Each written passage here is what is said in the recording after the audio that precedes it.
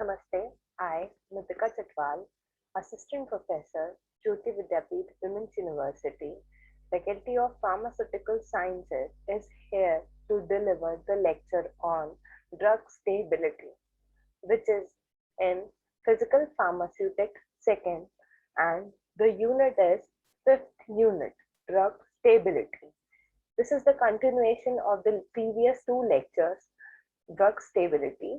Now we are going through source of microbial contamination. In previous lecture we study microbial contamination. Now from here we study source of microbial contamination. What can be the source of a microbial contamination? We know water and air are the most prominent sources of contamination, right? By water and by means of air, the microbes can be contaminate the product, right? And what can be the other sources? The other sources can be raw material. Raw material is what, from where the product material is obtained. That source can be a microbial contamination, right? And uh, any other thing which will be a source of microbial contamination is container and closure, in which they get stored, right? In which the formulation gets stored is the main source of microbial contamination. Okay, now what are these three source of microbial contamination? First one is water and air, the other one is raw material, and the third one is what? Container and closure, right? Now we jump to what are the prevention methods. Wow, how can we prevent these contaminations? Now, suitably designing the containers. If we design the containers as we recommend, then we can prevent the microbial contamination. Now, usually using single dose containers can prevent the microbial contamination. Now, sticking to proper storage condition. If proper storage condition is there, then microbial contamination is prevented. If adding it in antimicrobial substances added in it, then the preparation can be preserved for a longer duration of time and its shelf life is enhanced, right? Now, what is therapeutic degradation? That will be counted in chemical degradation. Now, this point is therapeutic degradation. So, what is therapeutic degradation? Therapeutic degradation effect must be changed due to hydrolysis, isomerization, or epimerization.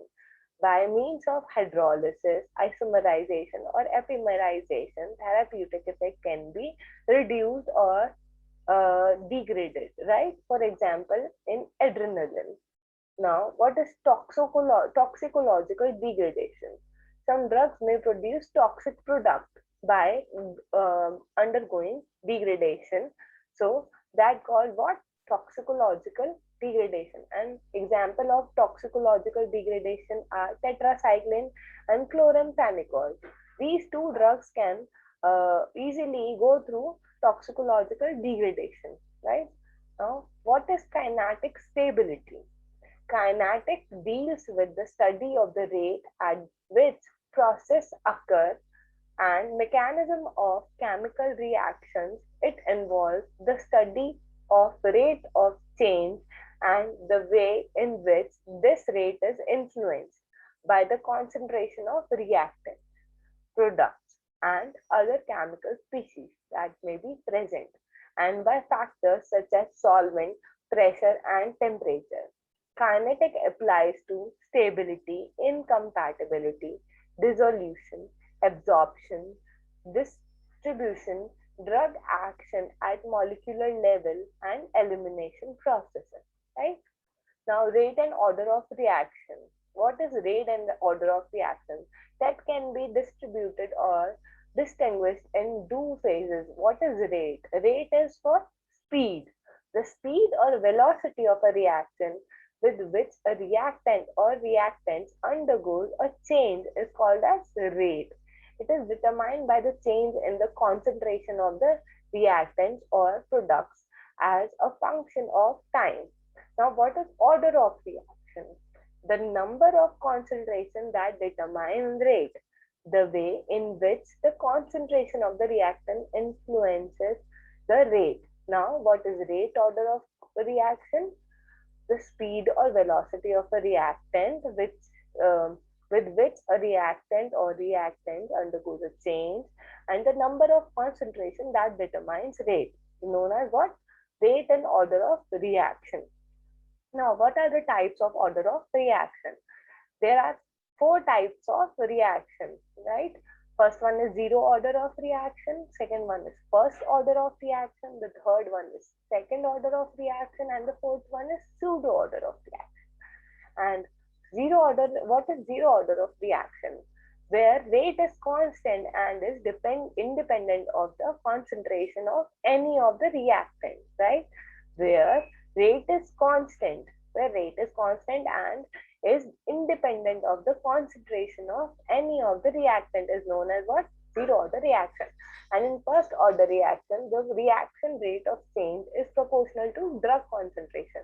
The reaction is directly proportional to what? Drug concentration.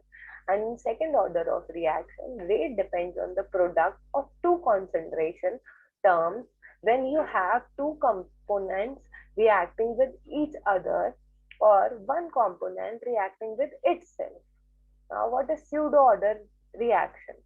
For some reaction, the rate of the reaction may be independent of the concentration of one or more of the reacting species over a wide range of reactions, right? Now, uh, now, what is shelf life, right?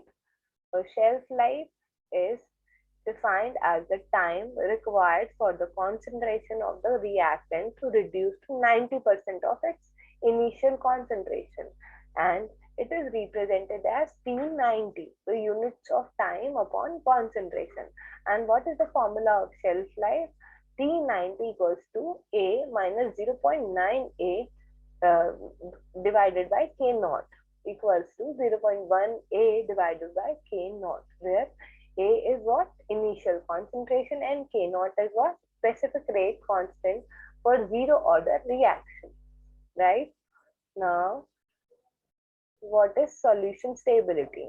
And one more thing, the graph which is plotted of shelf life is in between log per continuous drug concentration reverse plotted against time, right, which is in minutes.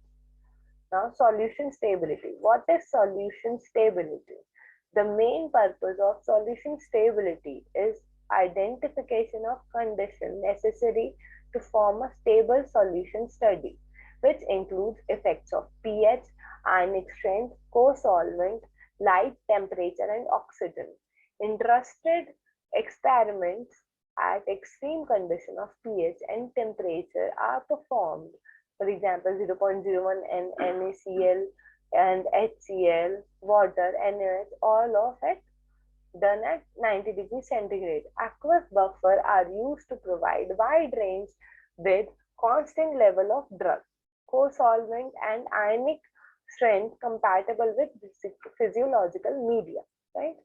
Now, what is solid state stability? The purpose of solid state stability is identification of stable storage condition for drugs in the solid state and identification of compatible excipients of a formulation affected by change in purity and crystallinity.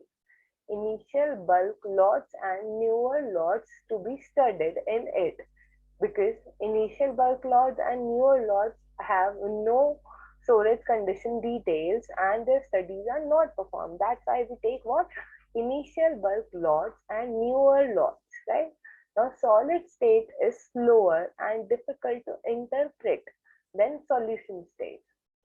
So, TLC, UV visible spectroscopy, fluorescence, these are what? These are the techniques to uh, to know or to identify the solid state stability. Now, if polymorphic changes occur, then they are studied by some instrument which are DSC, IR, or appearance And in appearance changes like oxidation, we can identify it by surface discoloration, right? If surface is discolored, then we say oxidation may be occurred, or this material can be degraded, or this material is degraded, right? Now, what is pH stability study? The pH stability profile is essential for understanding how the compound behaves in different environments and different pH. It informs formulation development, process development, drug product stability, and the route of administration, which is ROA, of this molecule. To develop a pH stability profile, it is important to develop stability indicating assays for intact drug at the various pH values to be studied. Right? Now, the pH stability also has a graph in which the graph plotted against ciprofloxacin, where we take a drug, which is a drug, and we take it against time. So the concentration of ciprofloxacin is plotted in one side, and against it we can take time, which is in minutes, right? So pharmaceutical products are assigned a shelf life which determines the time when a product is considered to be safe, right?